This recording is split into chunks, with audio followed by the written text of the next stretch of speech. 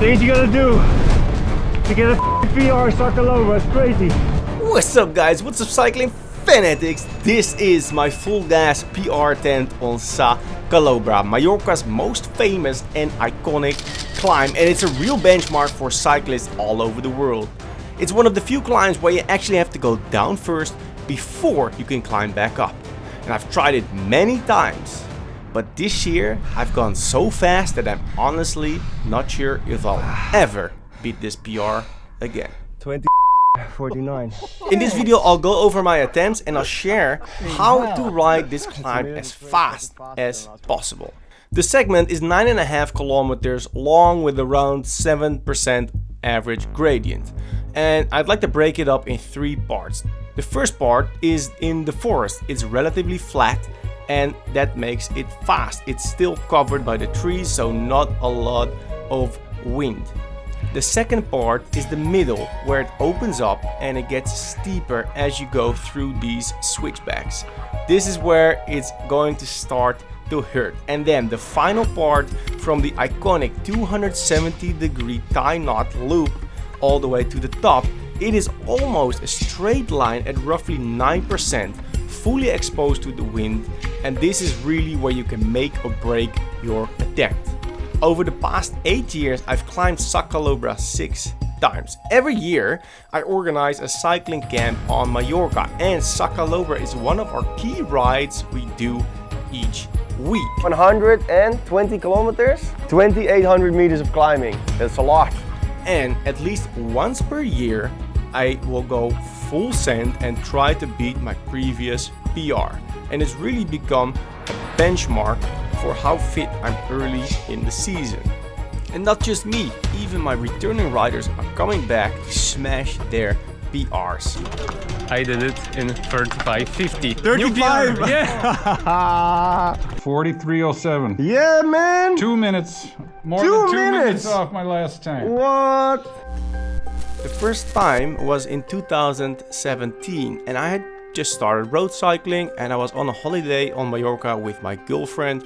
We rode there in the morning and after a nice beach day I rode back up on the bike and Daisy followed me on the scooter. Back then I was 5 kilos heavier, my FTP was much lower and I didn't have a power meter on the rental bike. Strava estimates I did about 330 watts and it took me 34 minutes and 16 seconds, which is not bad, but nowhere near today's fitness. Fast forward to 2023, the first edition of the CF cycling camp. This became my first real attempt to beat my own time. And like I said, for many riders, the sub 30 minutes seems to be a magical barrier, so that became my goal. We arrived a bit late and with lots of traffic on the road, this became a real challenge. People actually go here. It's too busy to even do anything.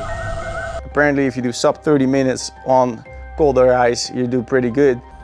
Sa Calobra took me 29:49, 400 watts average. I think it's pretty good after 3.5 hours of riding, hot weather, busy roads. So even with a strong headwind of that day, we're now below the sub 30 barrier. So let's see how close we can actually get to the Strava KOM, at that time set by Tom Pitcock. In 24, my fitness peaked early getting ready for the Cape Epic in March, but it also completely destroyed my body, so I was still super tired during the camp. In the first week, I skipped the climb because my Di2 battery was dead, which was a good excuse not to go down Sa Calobra. In week 2, I gave it a proper go. And even with all the fatigue, I matched my 2023 power numbers, but I went 20 seconds faster to a time of 29:19, averaging 406 watts. It was probably a better wind or a faster bike.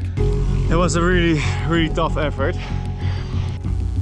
This year, I didn't race Cape Epic, but I prepared for the World Championship Gravel, which was going to be in October, and I had a solid winter of training. 2 weeks during the Christmas holiday in Arizona, then a great block of training in Dubai, where I actually won the UCI Grand Fondo, and then a short trip to Cyprus to scout a new CF camp location. then straight into 3 consecutive weeks of the 2025 CF cycling camp. It's cycling fanatics! That's it. And this would add a lot more fitness. After my strongest winter of training ever, I didn't just want to go sub 30 again. I wanted to beat my PR by a lot. Okay, we're pretty much ready to go. Today I'm doing Sa Calobra full gas. But first we have to get there. So it's Coll Dels Reis first, then to the top of Coll Dels Reis, and then down Sa Calobra and back up. Riders are ready to go. I did Sa Calobra last year below 30 minutes, and then last week I didn't want to go full gas, but I put a marker on that climb. I felt really good. I did the same power as last year, but it was faster, probably because of the bike, and it's 29 minutes and 10 seconds. So today I'm gonna aim for sub 29. Here we go. Coll Dels Reis, 9.5k, 7%. Alright, so let's have a look at this year's attempt, because until today I've been pushing slightly more every year, but it was all within 5 watts difference. And I've been going faster every year, so probably a better bike or better conditions. And the week before I had a PR, but like I said, I had something left in the tank. I didn't go full gas, so today my expectations were sky high. I guess my average power, my target, could be about 15 watts more than the week before. And by using a negative split strategy, I was starting off at around 410 watts, which was more than my average power from all previous events, and then increasing as much as possible along the way. Now this climb starts out fairly flat, around 5-6%, so the speed is quite high. And I was seriously pumped up for this effort, which made it hard not to overshoot my target. Look at this, man, I'm already sitting at like 430, 450 watts. And when you're still fresh, it's easy to go that hard straight away, but it's actually a classic rookie mistake and a perfect way to blow up before you get to the top. But today, it felt different.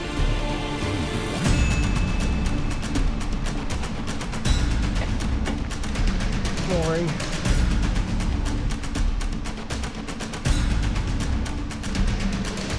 Five minutes in, 416 average. On schedule.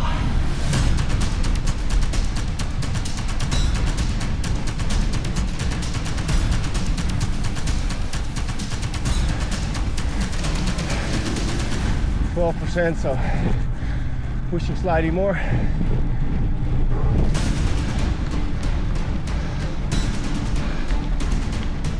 One really important thing on Sa Calobra is staying alert for other cyclists and the traffic. The road gets narrow, and the biggest problem are these big tourist buses, especially in these tight switchbacks. And as I came around this corner, I saw a car already backing up, and then this massive bus was blocking the entire road. And at that moment, my brain just went into overdrive, and I thought, if I stop, my time is completely ruined. I might as well just quit. If I keep on going, either a miracle happens and I keep my record-setting pace, or I get crushed and I die.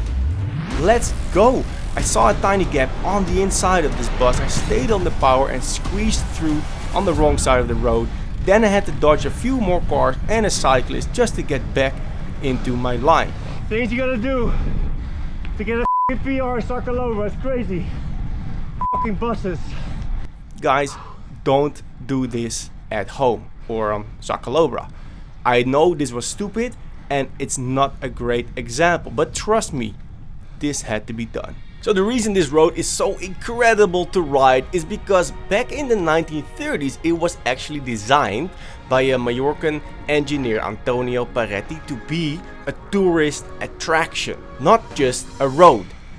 And Sa Calobra is Mallorcan for the snake, which is named by the shape of the road that follows the mountain's natural curves. And Coll Dels Reis actually means King's Hill, which is a pretty epic name for a climb. But it was never designed for these big modern buses to go up and down all day. And that's why your timing is so crucial. Early in the morning or late in the afternoon is best. As you could see in my 2023 attempt, it was super busy in the afternoon. And this is why since then, on the CF cycling camp, we leave early and we ride from Alaro over Coll de Sabatalla right to Sa Calobra, and we arrive just before the big crowd. Still, that day I had to dodge that one bus, and let's hope it was only one. 10 minutes in, 4:25.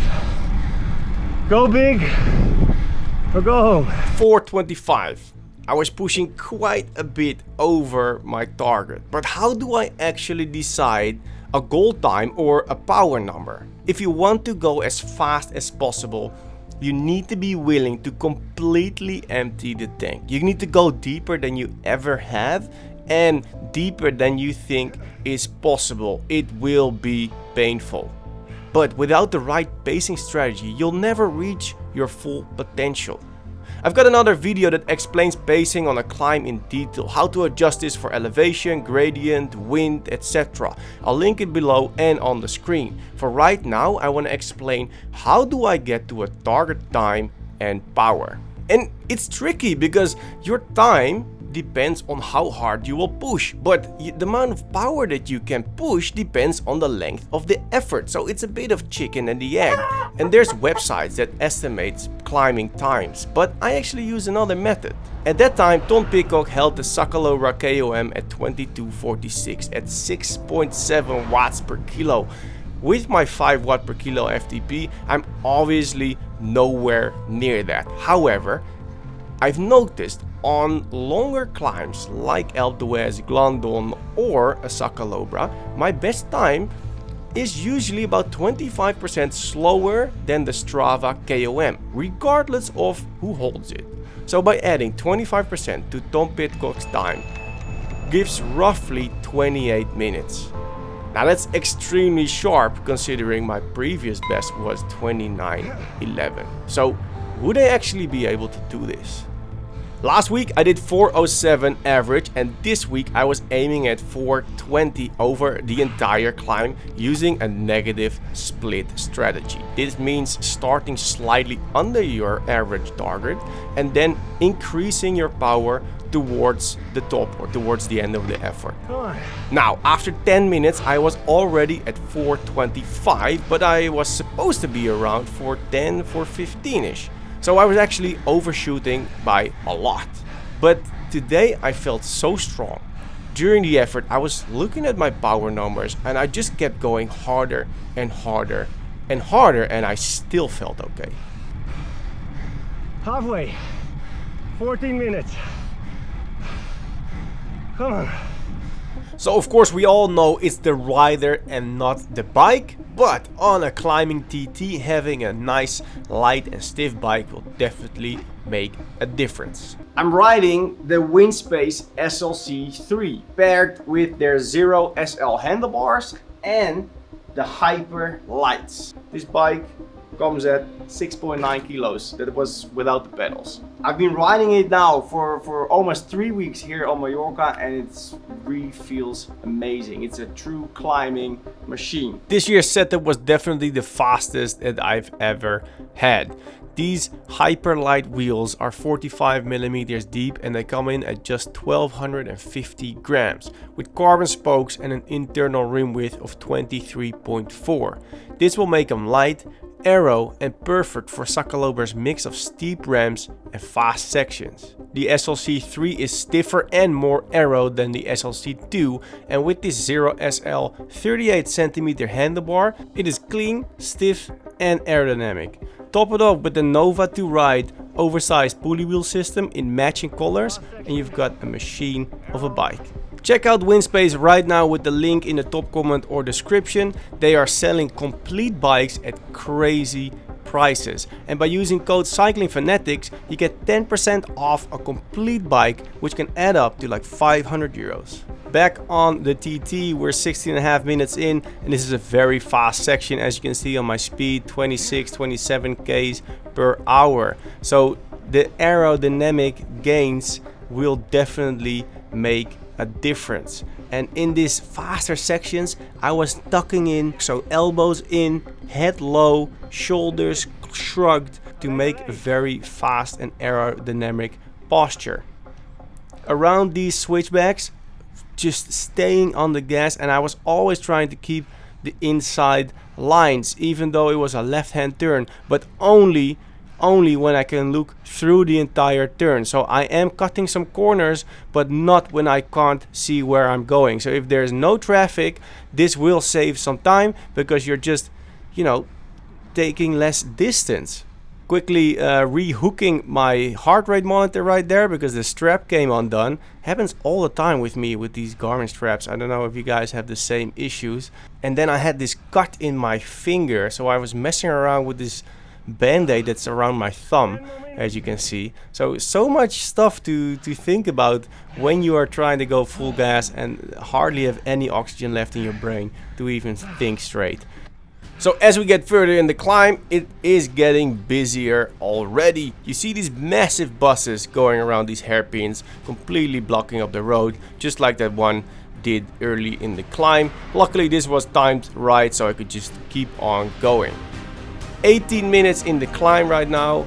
I was really starting to suffer.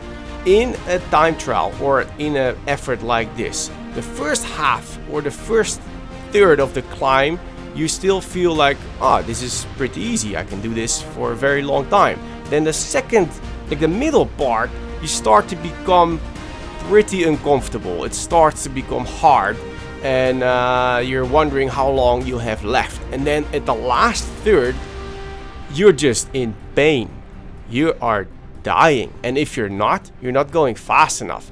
At the end, you need to be absolutely completely smashed. Right here you see another guy who looks pretty fast. He seems to be doing like a proper effort, and I was overtaking him with quite a little bit of speed difference, but he starts to draft me, which is totally fine, man. Let's go, man. If you can keep up, good for you. So let's see how long he stays on my wheel. Always keep an eye on your surroundings. So there's a car trying to overtake me, but another car is approaching, so I stick my hand out, tell him he has to wait, and I will try to find like a safe spot, and then I'll signal him again. Here I'm going a little bit in the middle of the road because I don't want him to overtake me in these tight switchbacks. And then I see it's clear, I wave my hand, car goes around, sticks his hand up.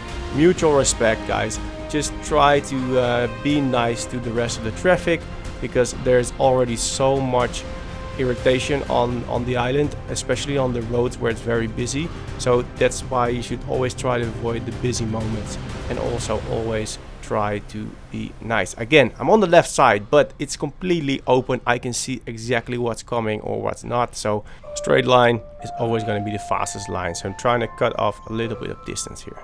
Going around these hairpins, you've got two choices basically, or you go very sharp and it gets super steep and you need to push a big amount of power. You stand on the pedals and you don't shift, or you try to go more through the middle of the road. You shift down to an easier gear, your cadence comes up, and you will push less power.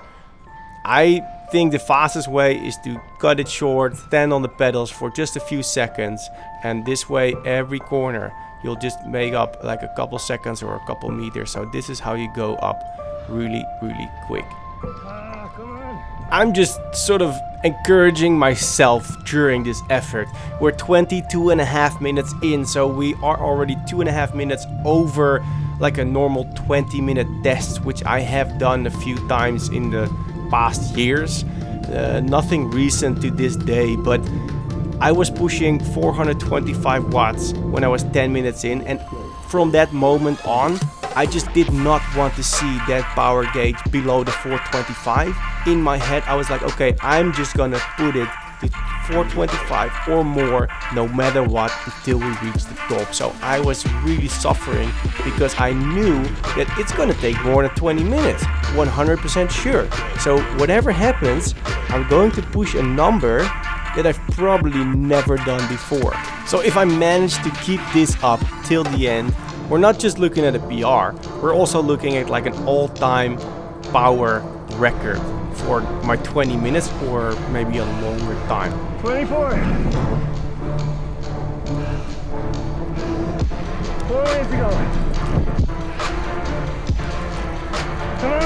So I'm saying 4 minutes to go, but how do I get to this number? Well, we've got about 1 kilometer to go. I'm doing 15 kilometers per hour, so in my head I'm calculating 15k per hour is 4 minutes per kilometer, so 4 minutes to go. Another way is by your VAM. I'm doing about 1500 right now, so I've got 100 meters to go, which you can see on the right side of the screen. So 1/15 of 1500 is 100 meters, so 1/15 of an hour is 4 minutes. It all makes sense. I'm on a 28-minute schedule right now and I'm not stopping. I just push as hard as I can, because at this moment I knew if I'm able to keep this up, this is going to be a massive PR, but I can still blow up at the last minute. So it's all or nothing. And I'm approaching the most famous part of this climb, the 270-degree loop. Photos and videos of this location are shared all over the world, and this is what Sa Calobra, Coll Dels Reis, is so famous for, guys. An amazing structure, and the views from this location are so awesome. If you look down the valley, you can see all these switchbacks. It is really, truly an awesome place to ride your bike.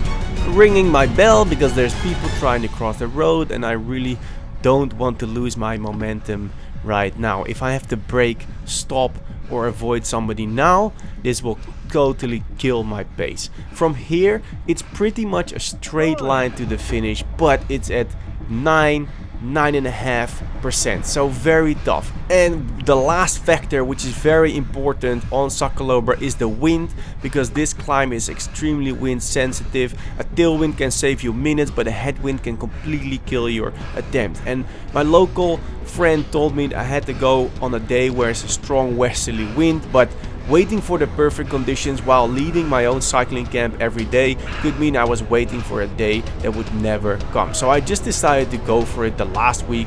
This was my only and my last chance left. And I had a slight headwind on this part, but I've had that every year since I've been going here. So the day that there is a strong westerly wind, you will be pushed up on the entire climb, and this is really gonna save you some time. But today I am already on a record-setting pace, and the last bit is just all out. I've got less than a minute to go right now, and as you can see, my power, man, it's not coming down anymore. I'm just pushing 500 or more right now. Everything out until the last bit. I've got a couple hundred meters to go. We're almost there. I removed the clock so you don't get any spoiler alerts. I'm gonna tell you the results when I'm done. This is where there is the finish. My guys from the follow car are shouting at me, cheering me on. That's the finish, that's the stop, and I gave everything I had.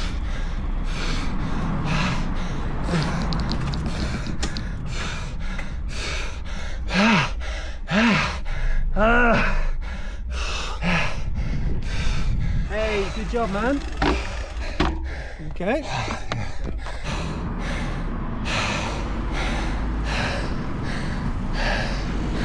Ooh. That was really fast. How'd you go?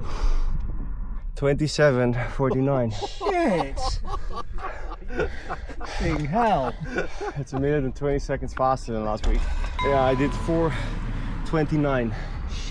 So that's almost pretty much the same as my best ever 20 minutes. But now I pushed 28 minutes. So I'm This guy. fitter than ever. That's how it's done. So with 429 watts, that's 22 watts more than last week and 100 watts more than my first ever attempt. The official Strava time was 27:43, my fastest time ever. And honestly, I don't know if I'm ever going to beat this again. If you want to experience this climb yourself, well, I'm personally guiding you towards your best performance possible. With the luxury of a follow car, fully planned rides with guides and nutrition every day, join the 2026 CF Cycling Camp. It's open for bookings now and we still have the 150 euros early bird discount until January. The link's down below, spots are limited as always. I'm gonna see you on Mallorca. See ya!